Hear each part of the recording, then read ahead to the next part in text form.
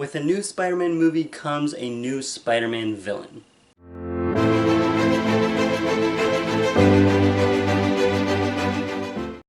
Hello everybody, my name is Jesse and welcome to Film Talks, the channel where I love to talk about all things movies and TV. Spider-Man Across the Spider-Verse just came out in theaters, and with the newest Spider-Man movie comes the newest Spider-Man villain, The Spot. We now have 14 Spider-Man villains across all 10 Spider-Man movies, so today I'm going to give you my ranking of all 14 of these villains. I am not including the Venom villains in this video, so Shriek, Carnage, and Riot will not be in this video, but I'm pretty sure I got all the other villains. Coming in last place, number 14 for me, is Rhino.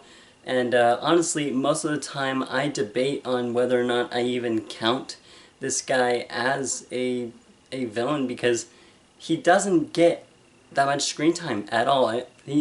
I'd be willing to bet that he barely gets 10 minutes of screen time in The Amazing Spider-Man 2, if that. And the character just... he's just meant to be there as a bad guy that Spider-Man can stop in the beginning and the end of the movie. It's obvious that they were trying to set him up as a future villain in like a Sinister Six that never happened. And it just doesn't work for me. Paul Giamatti screaming at the top of his lungs, and most of the time without subtitles I really can't understand what the hell he's saying. So this villain has just never worked for me. Number 13 for me is Green Goblin from The Amazing Spider-Man 2. This is another one where it's you can tell it's forced. He only comes in the last like 20 minutes of the movie, and he also just doesn't get any screen time really whatsoever, and he's not given any future. He's not going to come back at all because he dies. He gets killed in the battle with Peter. And so this villain has just always felt like a waste, and when a lot of people complain about The Amazing Spider-Man 2, this is really one of the main reasons people crap on this movie, is because they don't like Green Goblin or the Rhino, really any of the villains in this movie. And I understand. Again, this is another villain that has just never worked for me. I've never liked him, and he's definitely always been my biggest complaint of this movie. But despite that, I still love The Amazing Spider-Man 2. Just without this. Without Green Goblin. Next up, I have Venom from Spider-Man 3. This villain, you can tell, is forced from the beginning. Sam Raimi said himself that he did not want Venom to be in the movie, but the producers did, so they forced it. So Venom was in the movie. You can tell that Sam Raimi didn't want the character to be in here, and it seems like nobody wanted the villain to be in here, because, again, seems like a common factor with a lot of these poorer villains is they don't have a lot of screen time. Venom only comes in the last 20 or 30 minutes of the movie when Peter finally gets rid of the symbiote. And I've never liked this villain, and I've never liked what they did with him. Topher Grace is a weird pick to play the character of Eddie Brock and Venom, and his motivation at the end, wanting to kill Peter because he called him out on his bullshit, it's never worked for me. I've never liked it, and so this villain is... A lot of the time I just even forget about this villain at all. Number 11, I have New Goblin, Harry Osborn from Spider-Man 3 as well. This villain is fine. I think he would have been a lot better if he had more screen time. I think Harry in this movie, in Spider-Man 3, has a good arc, going from being kind of the villain and going after Peter because he still believes that since Peter's Spider-Man, he killed Harry's father, and then at the end of the movie, Harry's butler tells him, finally confesses to him that it was by Norman's own fault that he died, and Peter was just trying to protect himself, jumping out of the way of his glider. And so Harry becomes the hero and helps out Peter, helps him take down the other, the Venom and Sandman. So I think this villain is fine. I think it would have worked better if he had more screen time. And since he just doesn't have a lot of screen time as a villain, I don't really have a choice but to put him lower on this list if we're counting him as a villain. Number 10, I have Electro. This is one who Electro was actually brought up a little higher on my list because of No Way Home, Spider-Man No Way Home. Jamie Foxx, I think, actually does a pretty good job in the role. He does a great job with what he's given. Like I was saying earlier, I think Electro is kind of another reason that a lot of people don't really like The Amazing Spider-Man 2 and they have issues with it. I mean, he looks a little weird. Him being blue is a bit odd, and some of his dialogue is a little weird, but again, that's not his fault. I think he does a good job with what he's given. And I think he's a pretty good villain. Again, his motivation is a little weird, going after Spider-Man Peter just because he humiliates him and he wants to kind of be seen by the world. And so, and because he kind of believes that Spider-Man betrayed him because he didn't remember him. So I think that's just a little weird. It's kind of weird writing for the villain. But I think he's greatly improved in Spider-Man No Way Home. He looks a lot better. He's not a weird blue color anymore. He looks like an actual person just with electric powers. And the yellow lightning definitely works a lot better. So he was definitely better in Spider-Man No Way Home. I liked his performance in No Way Home a lot better. So overall, I think he's a good villain, just given a bad script and bad direction. At number 9, I have Lizard. The Lizard. This one is a villain that is actually not necessarily brought down lower on the list because of Spider-Man No Way Home, but it was tougher to put him higher on this list because of No Way Home, because in Spider-Man No Way Home, he really doesn't do anything. He's just kind of there. Because the other villains are there, and so it just makes sense sort of to put him in the movie along with the others. But he doesn't really do anything major. But in the first Amazing Spider-Man, I think he's a pretty good villain for what the movie is. Since it's Peter's origin story, I think the Lizard is kind of a good starting out villain for this character. And Rhys Ifans does a great job in the role as Dr. Curt Connors. And honestly, I wish we could have seen more of him in both The Amazing Spider-Man and in Spider-Man No Way Home. I think his whole scheme at the end of The Amazing Spider-Man, with him wanting to turn the whole city into lizards, is a bit odd. But other than that, I think he's really good. And it's great to see Peter kind of take on the role of being the hero of Spider-Man, because he feels responsible for creating the lizard, because he gave Dr. Connors the equation to grow his arm back. So I think it's really good. I think it's really well set up, and he's a really good villain for what the movie is of The Amazing Spider-Man. Number 8, I have Sandman. Thomas Hayden Church does a great job in this role, and I think he's one of the better parts of Spider-Man 3. I think he's when you really think about it, he's not really a villain. He's doing what he needs to. He's just trying to protect and save his sick daughter, and that's his same motivation in Spider-Man No Way Home as well. As he doesn't want to be a villain. He doesn't want to be in that other universe. He doesn't want to attack Spider-Man. He just wants to get home and save his daughter. And that's one of the reasons why I really like him, is he has a good arc, and he's written really well in both Spider-Man 3 and No Way Home, is he is not a villain. Everybody thinks he's a villain and a bad guy, because he's done robberies and he's done all this crime trying to get money, and he's just doing what he needs to be a good dad and to protect his daughter. And by the end of the movie, I don't think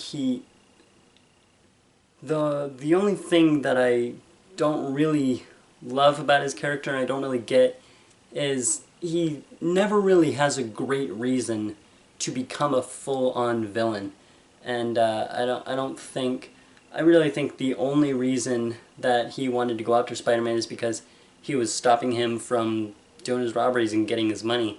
He doesn't really have a full, really good reason to become a villain. He just kind of becomes a villain because that's what the character is. Sandman is a villain. And so he kind of just becomes a villain because that's what the character is and that's what the script says. But I do like that he and Peter kind of end on good terms at the end of Spider-Man 3, with Spider-Man, Peter, forgiving him because it's revealed that he accidentally killed Uncle Ben, and so they end up on good terms at the end of the movie. So I do like that. So I like this character. I think he's written well. He's given a good arc. There's just the little minor thing of him not really having a super good reason to become a villain.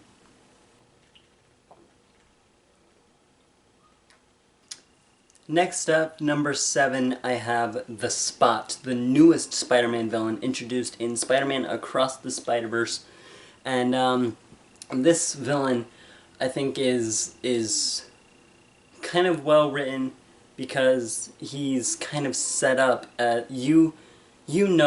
going into Across the Spider-Verse, since it's a part 1 of a 2-part story, you kind of know that the Spot is meant to be the main villain of this whole 2-part story. But the beginning of the movie, for the first little while of he's set up as kind of a joke villain, and Miles calls him barely a villain of the week, and so he's laughed at, and he's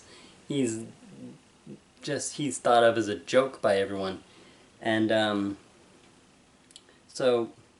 and Spot doesn't like that. He wants to be seen as a true villain. He's mad at Miles because it's revealed that he was the scientist that Miles threw the bagel at in Into the Spider-Verse, and he was trapped inside the room when the collider went off at the end of the movie, and the dark matter mixed with his body, making him the Spot. And so he wants to prove to Miles that he is a worthy villain of fighting him. And the reason that this character, this villain, is this high up on my list, even though we haven't really seen that much of him yet, is I can see the potential of this character, of this villain, and while he may seem like a joke for the first little while of this movie, you quickly learn that he is angry and he doesn't like being called a joke, and he doesn't like being thought of as a joke. So he's going to extreme measures to become more powerful and more dangerous so that he can defeat Miles. And his character quickly goes from, I'm the Spot, I'm your nemesis, Miles, we're meant to be foes, and Miles just kind of laughs at him. And then, halfway through the movie, he goes to, I'm gonna take everything away from you, I'm gonna kill your dad, I'm gonna destroy your world. Boy, that escalated quickly. So I can see the potential of this character, and at the very end of Across the Spider-Verse, you can see that he's becoming more powerful. And one thing that I really liked with his design, because it's an animated movie, they were able to get away with a lot. And one thing I love the design of his character, going from white skin with black dots, and then at the very end of the movie, he's like black skin with white dots, and it's not just that, the dots also go from all the way filled in, they're still moving a little bit, but at the end of the movie, they're just kind of scribbled, and they're moving a lot faster, showing he's not only becoming more dangerous, but more unstable as well. He's becoming angrier, and his temper is becoming a lot shorter. He can blow his fuse really quickly and get angry really quickly. So I love that, and I can see his potential. And I think he will be a really dangerous and good villain in part 2 of the story. Number 6, I have the Prowler, Aaron Davis Prowler, Uncle Aaron's Prowler from Into the Spider-Verse. I think this is a really good character. I think they pull off the reveal of him being Uncle Aaron really well, and it's a pretty terrifying moment too. He's chasing Miles, trying to defeat him because he's ordered by Kingpin to kill him. Miles turns invisible, and we see the reveal, the mask reveal. He pulls off his mask, and his theme crescendos, I think that's the right word, just goes full blast. And that's another thing I love about the character. He has a really intimidating theme as well that plays anytime he's on screen, which is awesome. Any good villain needs a really good theme. And I just really like his character. And at the very end, he ends on good terms with Miles. He doesn't really want to be a villain. He never wanted to be a villain. He just landed with some bad people and was ordered by Kingpin to do these things. And he was still a good person the whole time. So I like this character. I think he's really well written, and I kind of wish we could have gotten more of him. At number 5, I have Mysterio. Jake Gyllenhaal has a blast in this role, you can tell. He has so much fun with the character, and I love Jake Gyllenhaal and everything he does. You can, like I said, you can tell he has a blast playing this character, and he delivers a lot of really fun, kind of iconic lines, and it's really fun to see him play this character, this villain, and he does it so well. That's really all I can say. Is Jake Gyllenhaal just carries this character and makes him so charismatic and so almost likable. Like he is a villain, but he's a likable character because Jake Gyllenhaal just shows that. I love all of the Mysterio illusion sequences in Spider-Man Far From Home. They all look fantastic, and what makes Mysterio such a good villain, not only Jake Gyllenhaal's performance, but also in this movie, in Spider-Man Far From Home, Peter is still grieving over the death of Tony from Endgame, and Mysterio uses that against him and is able to taunt Peter and make him question reality to where he doesn't even know what's real and what's not anymore.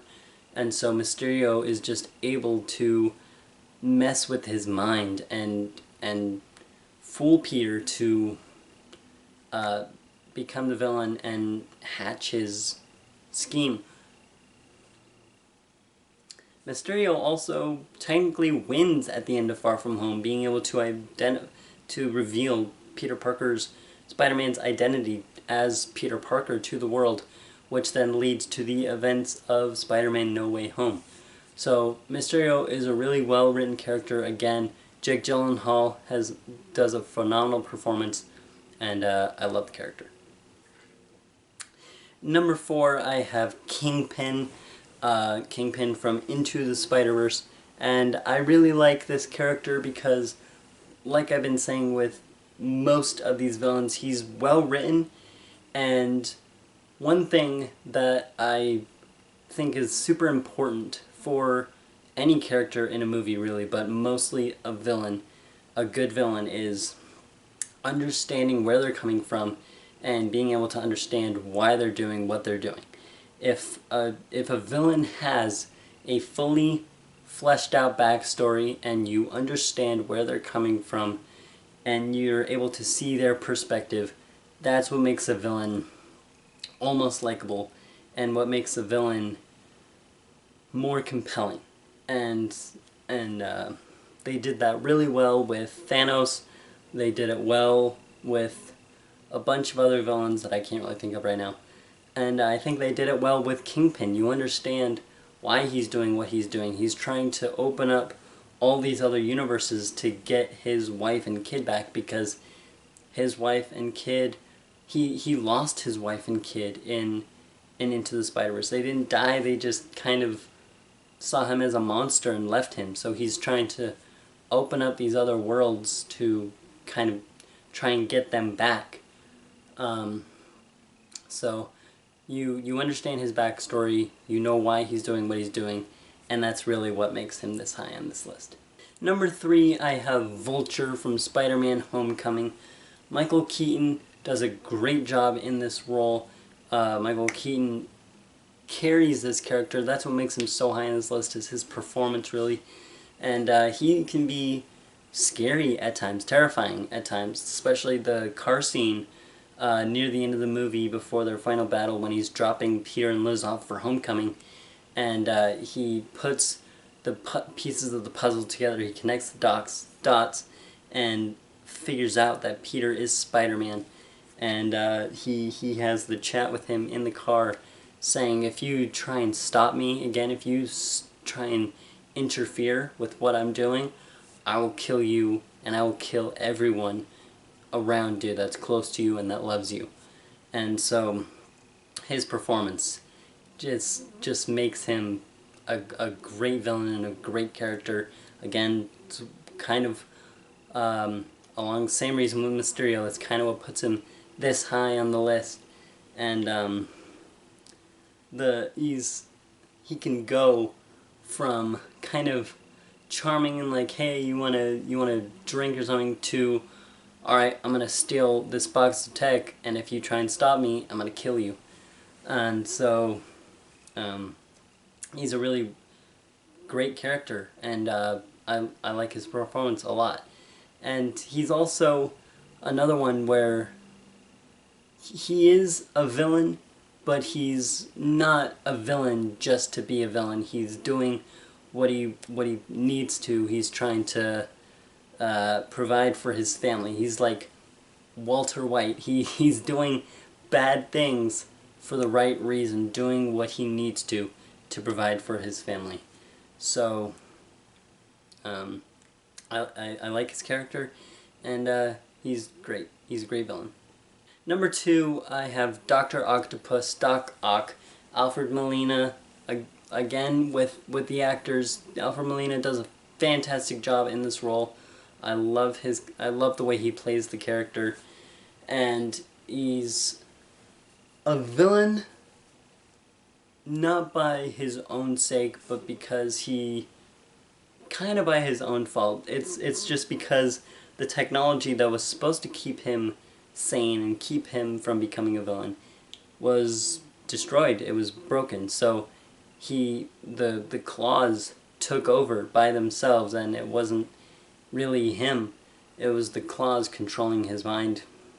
So they gave this character a really great, well-written arc through both Spider-Man 2 and Spider-Man No Way Home, where he was a villain for most of the movie, most of Spider-Man 2, and then at the end of Spider-Man 2, he sort of becomes the hero and stops the machine by sinking in the water along with himself. He kind of sacrifices himself to stop the machine. And then in Spider-Man No Way Home, he's again pretty much a villain for about half of the movie, and then Peter's able to fix him by fixing the chip in his like in the claws.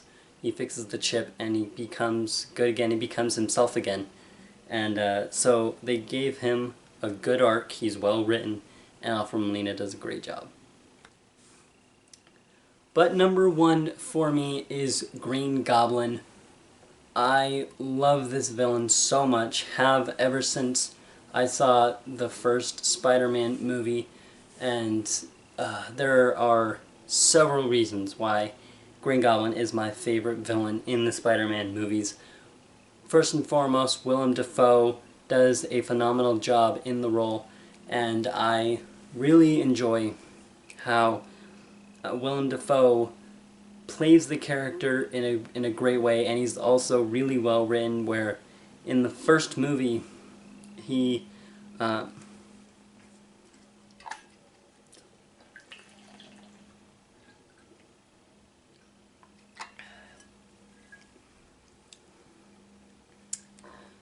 he's well written, where in the first movie Norman kind of struggles to fight off the Green Goblin, sort of like a split personality, like half is Norman Osborn, you know, a good guy, and then the other half is the Green Goblin, a true menacing, terrifying villain.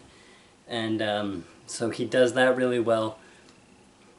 And Green Goblin himself is just a, like I said, menace. He's terrifying. He delivers a lot of really iconic lines, and it's just he's great.